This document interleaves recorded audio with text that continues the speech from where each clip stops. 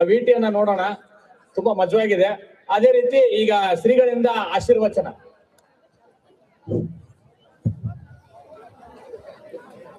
ಯದ್ಭಾಸ ಭಾಸತೆ ವಿಶ್ವಂ ಯತ್ಸುಖೇನ ನಮೋದತೆ ನಮಸ್ತಸ್ಮೈ ಗುಣಾತೀತ ವಿಭವಾಯ ಪರಾತ್ಮನೆ. ಪ್ರಥಮವಾಗಿ ಜಗದಾದ ಜಗದ್ಗುರು ರೇಣುಕಾದಿ ಪಂಚಾಚಾರ್ಯರನ್ನ ಉಜ್ಜಯಿನಿಯ ಸಿದ್ಧಲಿಂಗ ಭಗವತ್ಪಾದನವರ ಕುಮಾರದಲ್ಲಿ ಧ್ಯಾನಿಸಿಕೊಂಡು ಸ್ಮರಿಸಿಕೊಂಡು ಉಮಾಮಹೇಶ್ವರ PU ಕಾಲೇಜಿನ 2ನೇ ವರ್ಷದ ವಿದ್ಯಾರ್ಥಿಗಳ ಬೀಳ್ಕೊಡುಗೆ ಸಮಾರಂಭದ ವೇದಿಕೆಯ ಮೇಲೆ ಆಸೀನರಾಗಿರ್ತಕ್ಕಂಥ ಸಂಸ್ಥೆಯ ಅಧ್ಯಕ್ಷರಾಗಿರ್ತಕ್ಕಂಥ ವೇದಮೂರ್ತಿ ಶರಣಬಸವ ಗಣೇಚಾರ್ಯ ಅವರನ್ನು ಮೊದಲು ಮಾಡಿಕೊಂಡು, ನಮ್ಮ ಗಿರಿಮಲ್ ಗೌಡ್ರನ್ನು ಮೊದಲು ಮಾಡಿಕೊಂಡು, ಹಾಗೂ 34ನೇ ವರ್ಷದ ಹುಟ್ಟುಹಬ್ಬದ ಆಚರಿಸಿಕೊಳ್ತಿರ್ತಕ್ಕಂಥ ವಿನಯ್ ಕುಮಾರ್ ಅವರನ್ನು ಮೊದಲು ಮಾಡಿಕೊಂಡು ವೇದಿಕೆಯ ಮೇಲೆ ಆಸೀನರಾಗಿರ್ತಕ್ಕಂಥ ಎಲ್ಲ ಗಣ್ಯಮಾನ್ಯರೇ, ಸಂಸ್ಥೆಯ ಎಲ್ಲ ಶಿಕ್ಷಕಿಯರಿಂದದವರೇ ಹಾಗೂ ಆತ್ಮೀಯ ಯುವಕರೊಂದದವರೇ, ತಾಗಿಂದರೆ ಮತ್ತು ಮಕ್ಕಳೇ, ಸಮಯದ ಅಭಾವ. 6 ಗಂಟೆಗೆ ಕಾರ್ಯಕ್ರಮ ಪ್ರಾರಂಭ ಆಗ್ಬೇಕಾಗಿತ್ತು. ನನ್ನ ಸಂಬಂಧ 1 ತಾಸು ಲೇಟ್ ಆಗಿದೆ. ನಿನ್ನೆ ಬಂದು ಹೇಳಿದಾಗ 6:30 ಬರ್ತೀನಿ ಅಂತ ಹೇಳಿದ್ದೆ, ಆದ್ರೆ 7 ಗಂಟೆ ಆಯ್ತು. ಆದ್ರೆ ಔಪಚಾರಿಕವಾಗಿ ಎಷ್ಟು ಚುಟುಕಾಗಿ ಏನು ಕಾರ್ಯಕ್ರಮ ಮಾಡಬೇಕಾಗಿತ್ತು, 1 ತಾಸಿನೊಳಗಡೆ ಎಲ್ಲಾ ಕಾರ್ಯಕ್ರಮವನ್ನ ಸಮಯಕ್ಕೆ ಪ್ರಾಧಾನ್ಯ ಕೊಟ್ಟಿರ್ತಕ್ಕಂಥ ಕಾರ್ಯಕ್ರಮ ಯಾವುದಾದ್ರೂ ಇದ್ರೆ ಅದು ಉಮಾಮಹೇಶ್ವರ ಈ ಒಂದು ಕಾರ್ಯಕ್ರಮ ಅಂತಂದ್ರೆ ತಪ್ಪಾಗ್ಲಿಕ್ಕಿಲ್ಲ. ಬಹಳ 2 ವಿಷಯಗಳನ್ನ ನಿಮಗೆ ಹೇಳ್ತೇನೆ.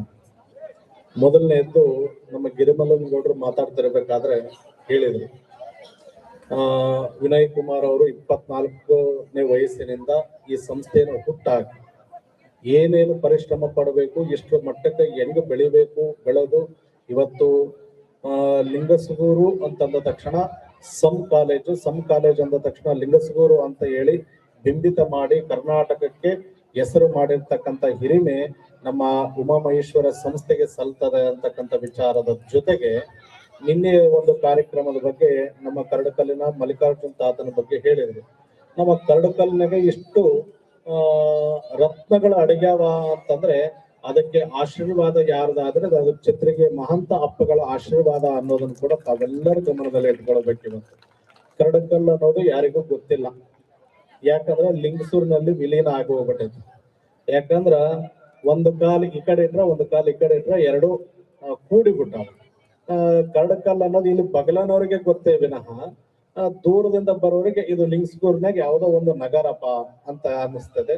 ಆ ಒಂದು ನಿಟ್ಟಿನಲ್ಲಿ ನೋಡಿಕೊಂಡಾಗ ಆ ಕರಡಕಲ್ನಲ್ಲಿ ಇಂಥ ಅಮೂಲ್ಯ ರತ್ನಗಳನ್ನ, ಇನ್ನೂ ಹೆಚ್ಚಿನ ರತ್ನಗಳು ಇದಾವ. ಯಾಕಂದ್ರೆ ಅದನ್ನ ಬರಬರ್ತಾ ಗೊತ್ತಾಗ್ತೈತಿ. ಹೆಂಗಪ್ಪ ಅಂದ್ರ, ಒಂದು ಕಂತಿಯನ್ನ ಇಟ್ಟ ಮೇಲೆ ಅದಕ್ಕೆ ಒಳಪು ಬರ್ಬೇಕಂದ್ರ ಭಸ್ಮ ಹಚ್ಚಿ ಬಟ್ಟೆಗೆ ತಿಕ್ಕಿದಾಗ ಹೆಂಗ ಕಂತಿ ಒಳಪಾಗಿ ಕಾಣ್ತದೋ ಹಾಗೆ ಇಲ್ಲಿ ಇರುವ ರತ್ನಗಳು ಮಹಂತ ಅಪ್ಪಗಳ ಆಶೀರ್ವಾದದಿಂದ ಕಂತಿಯನ್ನು ಇಟ್ಟ ಮೇಲೆ ಜೀವನದಲ್ಲಿ ಗುರುಗಳ ಆಶೀರ್ವಾದದಿಂದ ತಿಕ್ಕಿದಾಗ ಮಾತ್ರ ಹೊಳಪು ಬರ್ತದ. ಆ ರೀತಿಯಾಗಿ ಹೊಳಪು ಬಂದಿರ್ತಕ್ಕಂಥ ಕರಡಕಲ್ಲಿನ 2 ಅಮೂಲ್ಯ ರತ್ನಗಳು ಅಂತಂದ್ರೆ ಅದು ನಮ್ಮ ವಿನಯ್ ಕುಮಾರ್ ಗಣಾಚಾರ್ಯ ಅವರು ಮತ್ತು ಮಲ್ಲಿಕಾರ್ಜುನ ಸ್ವಾಮಿ ಹಿರೇಮಠರವರು ಅಂತಂದ್ರೆ ತಪ್ಪಾಗ್ಲಿಕ್ಕಿಲ್ಲ. ಆ ಒಂದು ನಿಟ್ಟಿನಲ್ಲಿ ನಾವೆಲ್ಲ ನೋಡಿಕೊಂಡಾಗ ಸಂಸ್ಥೆಗಳನ್ನ ಕಟ್ಟೋದು ಅಂತಂದ್ರೆ ನೀವೆಲ್ಲ ಅನಬಹುದು. ಏನಪ್ಪಾ ಅಂತಂದ್ರೆ ಸಾಮಾನ್ಯವಾಗಿ ಏನಪ್ಪಾ ಹೋಗ್ತಾರ, ಅಲ್ಲಿ ಏನೋ ಒಂದ್ ಮಾಡ್ಕೊಂಡ್ ಬರ್ತಾರೆ, ತರ್ತಾರೆ, ಕಟ್ತಾರೆ, ಮಾಡ್ತಾರ ಅಂತೇಳಿ. ಆದ್ರೆ ಎಲ್ಲಾ ಹೋಗಿ ಏನೋ ಎಕರ್ಲಾಡಿ ಏನೋ ತಿಪ್ಪಲ ಪಟ್ಟು ತಂದು ಇಲ್ಲಿ ಹಾಕೋದೇನೋ ಬಹಳ ಸುಲಭ. ನೀರಡಿಕೆ ಬಿಟ್ಟು ಎಲ್ಲಿ ಯಾರಿಗೆ ಏನ್ ಮಾತಾಡ್ತಾನೋ ಏನು ಬಿಡ್ತಾನೋ, ಯಾಕಂದ್ರೆ ಇಷ್ಟಿಷ್ಟು ಕಟ್ಟಡಗಳು ಸುಮ್ಮನೆ ಯಾರಿಂದನೂ ಆಗಲ್ಲ, ಹೆಂಗ್ ಮಾಡ್ತಾನೋ. ಬಟ್ ಆದ್ರೆ ಅದನ್ನ ಸದುಪಯೋಗವನ್ನ ಮಾಡಿಕೊಳ್ಳುವುದರ ಜೊತೆಗೆ ಅದನ್ನ ಸರಿಯಾಗಿ ನಿರ್ವಹಣೆ ಮಾಡೋದೇನಿದೆಯಲ್ಲ ಅದು ಬಹಳ ಪ್ರಮುಖ ವಹಿಸ್ತದ. ಆ ಒಂದು ನಿಟ್ಟಿನಲ್ಲಿ ನೋಡಿಕೊಂಡಾಗ ವಿನಯ್ ಕುಮಾರ್ ಎಷ್ಟು ಶ್ರಮ ಪಟ್ಟಿರ್ತಾನೋ ಅಷ್ಟೇ ಶ್ರಮವನ್ನ ನಮ್ಮ ವೇದಮೂರ್ತಿ ಶರಣಬಸವ ಗಣಾಚಾರ್ಯವರು ಕೂಡ ಅಷ್ಟೇ ಶ್ರಮವನ್ನ ಪಟ್ಟಿದ್ದಾರೆ ಅನ್ನೋದು ಕೂಡ ತಾವೆಲ್ಲರೂ ಅರ್ಥ ಮಾಡ್ಕೊಳ್ಬೇಕು. ಆ ಒಂದು ನಿಟ್ಟಿನಲ್ಲಿ ನಾವೆಲ್ಲ ನೋಡಿಕೊಂಡಾಗ ಆ ಒಂದು ಕುಟುಂಬ ಆ ಸಂಸ್ಥೆಯ ಒಂದು ಮುಖಾಂತರವಾಗಿ ಇವತ್ತಾಗ್ಲೇ ನಮ್ಮ ಭದ್ರಾವತಿಯಿಂದ ಬಂದಂತ ಮಾತಾಡಿದರು, ಹೇಳಿದ್ರು, ಎಲ್ಲೋ ನಾವು ಒಂದು ಸಂಸ್ಥೆಯನ್ನ ಕಟ್ಟಿ ನಾವು ಫೀಸ್ ಅನ್ನ ನಾವು ಮಾಡಿ ಒಂದು 3 ಲಕ್ಷ ರೂಪಾಯಿ ನಾವು ಫೀಸ್ ಅನ್ನ ತುಂಬಿಕೊಂಡು ವಸತಿ ಎಲ್ಲವನ್ನ ನಾವು ಕೊಡ್ತೀವಿ ಅಂತಂದ್ರೆ, ಇಲ್ಲಿ ಸುಮಾರು 1 ರಿಂದ 1.5 ಲಕ್ಷದೊಳಗೆ ವಸತಿ ಮತ್ತು ವಿದ್ಯೆಯನ್ನ ಕೊಡ್ತಾ ಇದ್ದಾರೆ ಅಂತಂದ್ರೆ ಅದು ಈ ಭಾಗದ ಮಕ್ಕಳ ಪುಣ್ಯವೇ ಸಹಿ ಅಂತಕ್ಕಂಥ ಮಾತನ್ನ ಸೂಕ್ಷ್ಮಮತಿಯಲ್ಲಿ ಅವರೆಲ್ಲ ಹೇಳಿದ್ರು. ಇವತ್ತು ಯಾಕೆ ಹೇಳಿದ್ರು,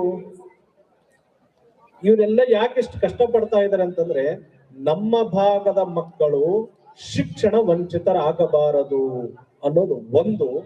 ಇನ್ನೊಂದು, ಎಲ್ಲೇ ಹೋಗಿ ಲಕ್ಷಾನುಗಟ್ಲೆ ಖರ್ಚು ಮಾಡಿ ಅಷ್ಟು ವಿದ್ಯೆ ಓದಕ್ಕಾಗಲ್ಲ, ಅದ್ರ ಅರ್ಥದಲ್ಲೇ ನಾವು ಶಿಕ್ಷಣವನ್ನ ನಾವು ಕೊಡೋಣ ಅಂತಕ್ಕಂಥ ಮಾತನ್ನ ಒಂದು ಕಂಕಣಬದ್ಧರಾಗಿ ನಿಂತುಕೊಂಡು ಈ ಸಂಸ್ಥೆಯ ಮುಖಾಂತರವಾಗಿ ಇಷ್ಟೆಲ್ಲ ಹೇಳಿದ್ರು. MBBS ಗೆ ಎಷ್ಟು ಮಂದಿ ಸೆಲೆಕ್ಟ್ ಆಗ್ಯಾರ, BMS ಗೆ ಎಷ್ಟು ಮಂದಿ ಸೆಲೆಕ್ಟ್ ಆಗ್ಯಾರ, ಆಮೇಲೆ ವಿಕ್ಟೋರಿಯಾ ಹಾಸ್ಪಿಟಲ್ಗೆ ಎಷ್ಟು ಮಂದಿ ಸೆಲೆಕ್ಟ್ ಆಗಿದ್ದಾರೆ, ಎಲ್ಲವನ್ನ ಅವಲೋಕನೆ ಮಾಡಿದಾಗ ನಮ್ಮ ಮಕ್ಕಳು ಎಷ್ಟು ಮುಂದೆ ಬರ್ತಾ ಇದ್ದಾರೆ, ನಾವೆಷ್ಟು ಪುಷ್ ಮಾಡಬೇಕು ಅಂತಕ್ಕಂಥ ಮನೋಭಾವನೆ ಪಾಲಕರಲ್ಲಿ ಬಂದಾಗ ಮಾತ್ರ ಇಂತಹ ಸಂಸ್ಥೆಗಳು ಯಥೇಚ್ಛವಾಗಿ ಆಗುವುದಕ್ಕೆ, ಇನ್ನು ಈ ಸಂಸ್ಥೆಗಳು ಮುಂದೆ ನಡೆಯುವುದಕ್ಕೆ ಸಾಧ್ಯ ಆಗುತ್ತೆ ಅನ್ನೋದನ್ನ ತಾವೆಲ್ಲರೂ ಗಮನದಲ್ಲಿ ಇಟ್ಕೊಳ್ಬೇಕು.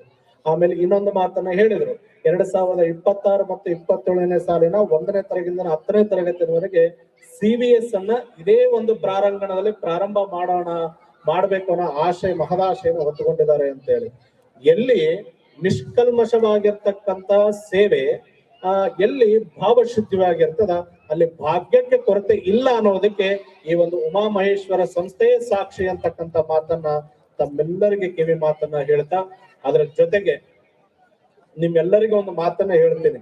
ಇವರೆಲ್ಲ ಇಷ್ಟು ಕಷ್ಟ ಪಡಕತ್ತಾರ, ಇಷ್ಟು ದೂರದಿಂದ ಬಂದು ಒಳ್ಳೆಯ ವಾತಾವರಣದಲ್ಲಿ ಈ ಶಾಲೆಯನ್ನು ನಿರ್ಮಿಸಿ ನಿಮ್ಮ ಮಕ್ಕಳಿಗೆ ಒಳ್ಳೆ ವಿದ್ಯೆಯನ್ನ ಕೊಡ್ತಾ ಇದಾರಲ್ಲ, ಆ ವಿದ್ಯೆ ನಿಮಗೆ ಸದುಪಯೋಗ ಆಗಬೇಕು.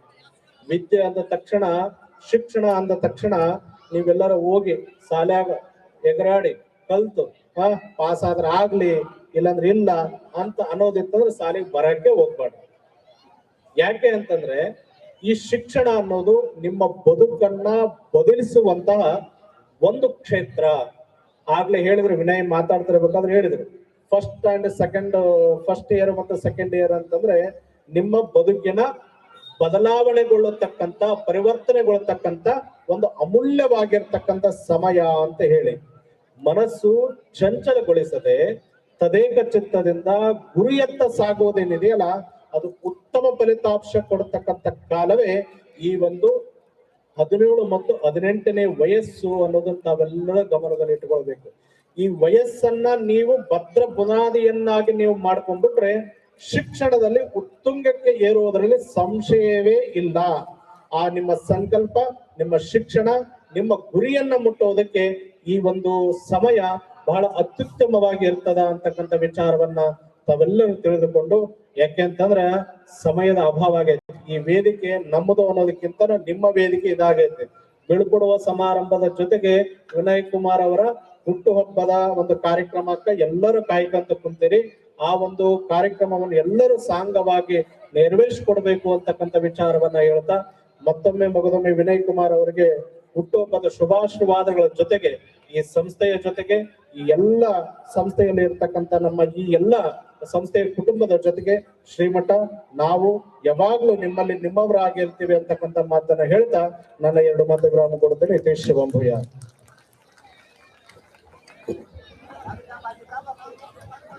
ನಾವೆಲ್ಲ ಮನುಷ್ಯರು. ಈ ಮನುಷ್ಯರಿಗೆ ಒಂದು ಮೂಳೆ ಇರ್ತದೆ, ಬೆನ್ಮೂಳೆ ಅಂತ. ಆ ಬೆನ್ನುಮೂಳೆ ಎಷ್ಟು ಮುಖ್ಯ. ಈ ಒಂದು ಸಂಸ್ಥೆ ಕಟ್ಟೋಕೆ ನಾವು ವಿನಯ್ ಸರ್ ಅಂತ ಹೇಳಿದ್ವಿ. ವಿನಯ್ ಸರ್ ಅವರ ತಂದೆ ಆಗಿರ್ತಕ್ಕಂಥ ಶರಣಬಸಯ್ಯ ಗಣಾಚಾರಿ ಸರ್ ಅವರು ಕೂಡ ಆ ಬೆನ್ನೆಲುಬಾಗಿ ನಿಂತಿದ್ದಾರೆ. ಅಂದ್ರೆ ಆ ಬೆನ್ನೆಲುಬಿದ್ರೆ ಮಾತ್ರ ಮನುಷ್ಯನಿಗೆ ಬೆಲೆ. ಹಂಗೆ ಗಣಾಚಾರಿ ಕುಟುಂಬದವರು ಕಡಿಮೆ ಖರ್ಚಿನಲ್ಲಿ ಅಮೋಘ ಸಾಧನೆ ಮಾಡಲು ಮಕ್ಕಳಿಗೆ ಪ್ರೇರೇಪಿಸುತ್ತಿದ್ದಾರೆ. ನಿರ್ಮಲ ಮನಸ್ಸಿನಿಂದ ಮಾಡಿದಂತ ಕೆಲಸ ಆ ಶಿವನಿಗೆ ಮುಟ್ಟುತ್ತದೆ ಅನ್ನುವ ರೀತಿಯಲ್ಲಿ ಕೆಲಸವನ್ನ ಮಾಡ್ತಾ ಇದ್ದಾರೆ. ಅವರಿಗೆ ಧನ್ಯವಾದಗಳು ಅನ್ನ ತಮ್ಮ ಆಶೀರ್ವಚನದ ಮೂಲಕ ಗುರುಗಳು ಎಷ್ಟು ವಿನಯವಾಗಿ ಹೇಳಿದ್ರು. ಅವರು ಅದನ್ನ ನಾವು ಅರ್ಥ ಮಾಡ್ಕೋಬೇಕು. ಆ ಒಂದು ಗುರುಗಳ ಒಂದು ಪಾದಾರವಿಂದಗಳಿಗೆ ಪಡಮಟ್ಟು ಅವರಿಗೆ ಧನ್ಯವಾದಗಳನ್ನು ಅರ್ಪಿಸುತ್ತೇನೆ. ಈ ಒಂದು ಕಾರ್ಯಕ್ರಮದ ಒಂದು ಹುಟ್ಟಿದ ಹಬ್ಬದ ಒಂದು ಗಾಯನವನ್ನ ನಮ್ಮ ಸಂಗಮೇಶ್ ವಸ್ತ್ರ ಸಹೋದರ ನೆರವೇರಿಸಿಕೊಡ್ಬೇಕಂತ ಕೇಳ್ಕೊತಾ ಇದ್ದೀನಿ.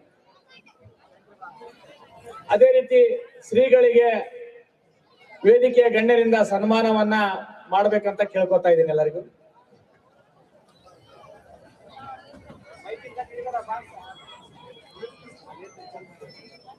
ಅವ್ರಿಗೆ ಸೈಡಿಗೆ ಇನ್ಕೊ ಅಂತ ಹೇಳ ಅವ್ಯಾರಿಗೆ